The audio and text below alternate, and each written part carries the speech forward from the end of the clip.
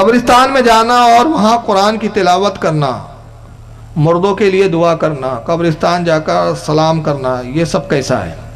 وہابی اور دیوبندی اس سے منع کرتے ہیں اور ہمیں قبر پجوا کہتے ہیں، تو ہم ان کو کیا جواب دیں؟ رہنمائی فرمائیں۔ یہ تو بہت بڑی زیادتی ہے ان کی، قبر پجوا، ان کو آج تک یہی نہیں معلوم کہ پوجا کہتے کس کو ہے۔ قبر کو ہم چومتے ہیں تو وہ اس کو پوجا کہتے ہیں۔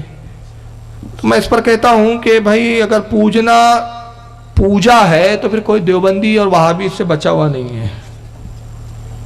جب تک یہ پوجا نہیں کی گھر میں بچہ نہیں پیدا ہوا، یہ پوجا سب کو کرنی پڑی۔ تو چومنا پوجنا نہیں ہوتا۔ امام حاکم نے ایک حدیث لکھی حضرت ابن ابو داؤد صالح سے کہ ایک مرتبہ مروان مدینے سے گزر رہا تھا، اس نے دیکھا کہ ایک شخص قبر رسول کو بوسے دے رہا ہے، چوم رہا ہے، اپنے گالوں سے مس کر رہا ہے، گال رگڑ رہا ہے۔ تو اس نے دیکھا تو کہا کہ اے شخص تو یہ کیا کر رہا ہے، کہ کیا غلط کام کر رہا ہے؟ اس کے نزدیک غلط کام تھا۔ راوی حدیث کہتے ہیں فائزہ وہوا ابو ایوب الانصاری، جب اس شخص نے سر اٹھایا تو حضرت ابو ایوب انصاری تھے، جلیل القدر صحابی، وہ صحابی جن کے گھر رسول اللہ ہجرت کے بعد مہمان رہے، بڑے جلیل القدر صحابی۔ انہوں نے سر اٹھایا اور جلال میں کہا نعم، مجھے مت سکھا، میں جانتا ہوں میں کیا کر رہا ہوں۔ جی تو رسول اللہ صلی اللہ علیہ وسلم ولمعت الحجر، میں رسول اللہ سے ملاقات کے لیے آیا ہوں، میں کسی پتھر کے ڈھیر کے پاس نہیں آیا ہوں۔ تو اس حدیث میں پتہ چلا کہ صحابہ اکرام رسول اللہ کی قبر کو چوما کرتے تھے۔ اہل حدیث کے ایک بہت بڑے علامہ گزرے ہیں، شیخ ناصر الدین البانی، انہوں نے مشکات کی شرح کی ہے، اس میں ایک حدیث نقل کی ہے۔ حضرت علامہ اسماعیل کر کے ایک بہت بڑے بزرگ پہ عالم گزرے، ان کی کتاب ہے صلو علی الحبیب، یہ کتاب کا نام ہے، حبیب پر سلام پڑھو، درود پڑھو۔ اس کتاب کا حاشیہ البانی نے لکھا اور اس حدیث کو صحیح لکھا، اور یہ امام بہت پہلے کے تک وہ ایک حدیث نقل کرتے ہیں، اور اسی حدیث کو امام قاضی عیاض نے کتاب الشفا میں بھی نقل کیا ہے۔ حضرت عبداللہ بن عمر رضی اللہ تعالیٰ عنہ جب سفر پہ نکلتے تو حضور کے روضے پر آتے، سرکار کی مزار کو بوسہ دیتے اور کہتے السلام علیکم یا رسول اللہ۔ پھر اپنے ابو بکر صدیق کی قبر کو آتے، بوسہ دیتے، کہتے السلام علیکم یا ابا بکرین۔ اور پھر اپنے والد کی قبر پر آتے حضرت عمر کی، اور کہتے پھر بوسہ دیتے اور کہتے السلام علیکم یا ابا، اے میرے بابا آپ پر سلام ہو۔ اور اس کے بعد پھر ممبر رسول کے قریب آتے، جو حضور کا ممبر تھا، اس پر ہاتھ پھیرتے اور چومتے، ہاتھ پھیرتے چومتے۔ راوی کہتے ہم پوچھتے کہ حضور آپ یہ کیوں کرتے ہیں؟ فرماتے جانتے نہیں اس ممبر میں برکت ہے، اس لیے کہ یہ اس نے آقا کے جسم کو مس کیا ہے۔ سبحان اللہ سبحان اللہ۔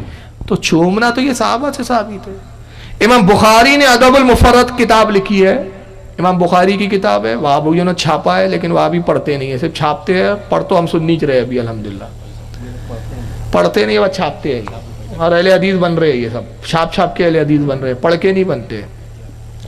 امام بخاری رحمۃ اللہ علیہ نے ایک باب قائم کیا، باب کا نام ہی کیا ہے کہ اس کا مفہوم بتا رہا ہوں میں، باب کا نام ہی یہ ہے کہ بزرگوں کے قدم اور ہاتھوں کو چومنا۔ اور اس میں پہلی حدیث کیا لائی انہوں نے؟ حضرت علی اپنے چچا عباس کے ہاتھوں کو بھی چومتے تھے اور پیروں کو بھی چوما کرتے تھے۔ سبحان اللہ سبحان۔ دوسری حدیث لائی کہ رسول اللہ جب حضرت فاطمہ کے گھر تشریف لے جاتے تو حضرت فاطمہ کھڑے ہو کر استقبال کرتی اور نبی پاک صلی اللہ علیہ وسلم اپنی بیٹی فاطمہ کی پیشانی کو بوسہ دیتے، اور جب فاطمہ رسول اللہ کے گھر حاضر ہوتی تو آقا جو کھڑے ہو جاتے اپنی بیٹی کے استقبال کے لیے، وہ رسول اللہ کے ہاتھوں کو بوسہ دیا کرتی تھی۔ اب کوئی کہے کہ نہیں صاحب زندے کو چومنا جائز ہے قبر کو نہیں، تو میں کہتا ہوں کوئی ایک ایسی دلیل چیلنج کرتا ہوں کہ وہ لا دے کہ مردے کو چوما تو شرک ہو گیا اور زندے کو چوما تو توحید بن گیا۔ یہ زندہ مردہ کی شرک میں کوئی تخصیص نہیں ہوتی، جو کام زندے کے ساتھ جائز ہے وہی کام مردے کے ساتھ۔ ایسا ہو سکتا ہے کہ مردے کی عبادت کیا تو شرک ہو گیا اور زندے کی عبادت کر سکتے آپ؟ ایسا کچھ بھی نہیں ہے۔ تو چومنے کی تو بہت ساری دلیلیں ہیں، صحابہ اکرام سے ثابت ہے مزاروں کو بوسہ دینا، چومنا۔ بلکہ امام مالک رحمۃ اللہ علیہ جو سب سے پہلے وہ محدث ہے جنہوں نے حدیث کی کتاب کو باضابطہ لکھا ہے، امام مالک سے پہلے کسی نے حدیث کی کتاب کو تحریراً نہیں لکھا، جمع نہیں کیا، صرف یاد کیا جاتا تھا، اور ان کی کتاب کا نام ہے موطا امام مالک۔ یہ حدیث کی سب سے پہلی کتاب ہے۔ امام شافعی کے استاد ہے، امام احمد ابن حنبل کے دادا استاد ہے، اور اللہ کے رسول نے ان کے بارے میں ایک حدیث میں فرمایا، اشارہ کیا، علماء کا اتفاق ہے کہ حدیث امام مالک کے لیے، آقا نے کہا کہ ایک زمانہ یہ آئے گا کہ لوگ مدینے سے بڑا کوئی عالم نہیں پائیں گے. لوگ کہتے ہیں کہ حدیث امام مالک کے لیے ہے. امام مالک کا حال کیا تھا پتا ہے؟ امام مالک رضی اللہ تعالیٰ عنہ مدینے میں کبھی نالے، جوتی اور چپل پہن کے نہیں چلتے تھے، کاٹے چبھ رہے برداشت کرتے تھے. مدینے میں سواری پہ سوار نہیں ہوتے تھے. لوگوں نے پوچھا مالک، اے امام مالک، آپ چپل کیوں نہیں پہنتے، نالین کیوں نہیں پہنتے؟ کہا یہ وہ زمین ہے جس نے رسول کے نالین کو چوما ہے، مجھے حیا آتی ہے کہ اس زمین کو اپنے نالین اور جوتی سے روندوں، اپنے گھوڑوں کے ٹاپوں سے روندوں. اور جب پاخانے کی حاجت ہوتی آپ کو تو مدینے سے جاتے باہر آپ حاجت کرتے، مدینے میں نہیں کرتے. فرماتے مجھے حیا آتی ہے کہ نبی کے شہر کو گندا کروں، اور فوراً آ جاتے. لوگ کہتے ہیں آپ پاخانہ کر کے فوراً تیزی سے آتے، اس کی بڑی جلدی کرتے. کہا ڈر ہوتا ہے کہ کہیں باہر ہی مدینے کے باہر میرا انتقال نہ ہو جائے.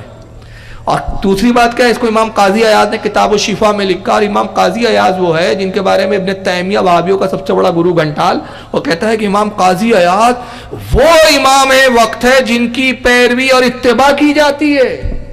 رفع الملام اپنی کتاب میں لکھا ہے اس نے، اور لکھا ہے یہ کتاب الشفا وہ کتاب ہے امام قاضی عیاض کی. ابن قیم جوزی نے بھی لکھا جو وہابیوں کا بہت بڑا پیشوا ہے کہ امام قاضی عیاض کی کتاب الشفا وہ کتاب ہے جو بارگاہ رسول میں مقبول ہو گئی ہے. کیسے مقبول ہوئی؟ امام قاضی عیاض نے رسول کی تعریف و توصیف میں خصائص پر ایک کتاب لکھی. ان کے بھتیجے تھے ایک بہت بڑے عالم، انہوں نے خواب دیکھا کہ رسول اللہ کے ہاتھ میں وہی کتاب ہے. اس کا نام نہیں رکھا تھا انہوں نے، سوچ رہے تھے نام کیا رکھوں. تو سرکار نے امام قاضی عیاض کے بھتیجے سے کہا جو بہت بڑے عالم تھے، کہا کہ تیرے چچا نے ایک جو کتاب لکھی یہ مجھے بڑی پسند آئی، اور اپنے چچا سے کل کہنا کہ یہ ہماری بارگاہ میں مقبول ہو گئی، اس کا نام وہ شفا رکھے، الشفا. اور اس کتاب کو اگر بیمار کو پڑھ کر سنا دیا جائے تو اللہ تعالیٰ اس کتاب کی برکت سے اس کو شفا عطا فرمائے. یہ بات ابن قیم جوزی نے بھی تسلیم کی ہے. کتاب الشفا میں وہ حدیث نقل کرتے ہیں امام قاضی عیاض رحمۃ اللہ تعالیٰ علیہ کہ امام مالک مدینے کے کھنڈروں کو بوسہ دیتے تھے. مدینے میں جو کھنڈر تھے نا، پرانی عمارتیں جو کھنڈر ہو گئی تھی، اس کی اینٹوں کو بوسہ دیتے، کھنڈروں کو بوسہ دیتے. پوچھنے والوں نے پوچھا امام مالک آپ اتنے بڑے وقت کے امام یہ کیا حرکت کرتے ہیں، آپ کھنڈروں کو بوسہ دیتے ہیں، اینٹوں کو بوسہ دیتے ہیں، یہ کیا دیوانگی ہے؟ آپ نے فرمایا خاموش، تم کیا جانو، میں اس لیے بوسہ دیتا ہوں کہ میرے ذہن میں خیال آتا ہے ہو سکتا ہے ان کھنڈروں میں سے اس جگہ میرے لب لگ جائے جہاں ہو سکتا ہے کبھی آقا صلی اللہ علیہ وسلم کی پشت مبارک مس ہو گئی ہو. تو یہ چومنا تو بزرگوں سے ثابت ہے بھائی. اب اس کو قبر پوجوا بولتے ہیں تو ان کو چاہیے کہ پھر حضرت امام مالک کو اینٹ پوجوا بولے، وہ کھنڈر پوجوا بولے. یہ جہالت ہے، ان کے پاس کوئی ثبوت نہیں ہے. یہ اپنے بادشاہ کے تو ہاتھ چومتے ہیں لیکن ولیوں کے ہاتھ چومنے میں ان کو الرجی آتی ہے. میں کتنے ویڈیو ایسے دکھا سکتا ہوں، میرے پاس موجود ہے، جس میں یہ کنگ عبداللہ کے ہاتھ چومتے تھے. کیوں چومتے تھے؟ اس لیے کہ وہاں سے ریال ہے، پاپی پیٹ کا سوال ہے. جہاں پیسے کا معاملہ ہو سب جائز ہو جاتا ہے. اللہ تعالیٰ سمجھ کی توفیق عطا فرمائے.